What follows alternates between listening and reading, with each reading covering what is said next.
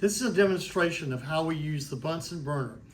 This is actually a Tirrill burner, T-I-R-R-I-L-L, because we can adjust the height here with this little cog on the bottom. So this is a specialized type of Bunsen burner. All right, before you ever begin, you want to make sure that there's no holes here or any cracks in the rubber tubing. So just make sure the rubber tubing is secure. It doesn't have to go all the way up every notch, but make sure it's not loose.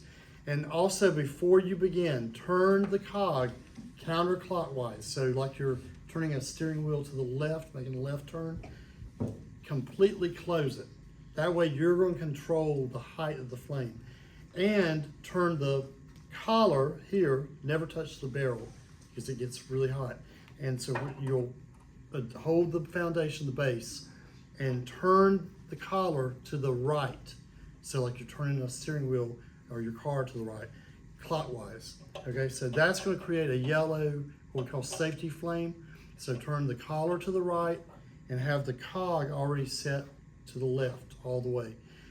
Then you're going to slightly open the cog, usually about a couple of turns. You have to kind of, that can vary a little bit, but on average, just a couple of rotations counterclockwise to open the Bunsen burner up so that the gas can come in.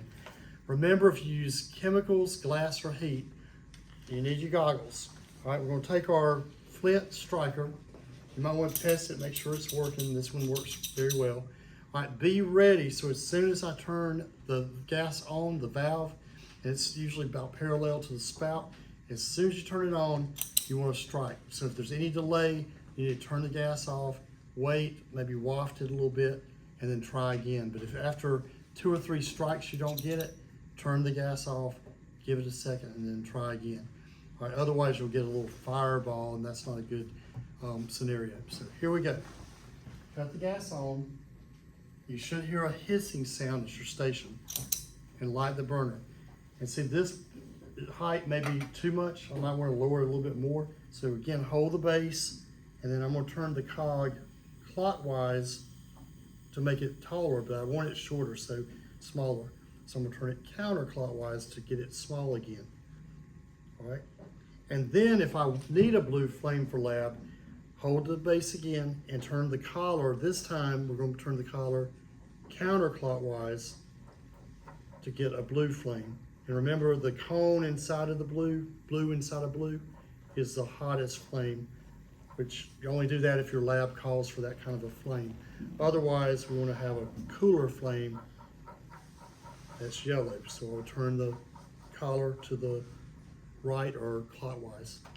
And that's how we do Bunsen burners. Make sure that you never leave one unattended. Always cut it off if you need to leave your station. And then at the end of the lab, double check that your valve is perpendicular, either this way or that way, to the spout. And that's the Bunsen burner safety lesson.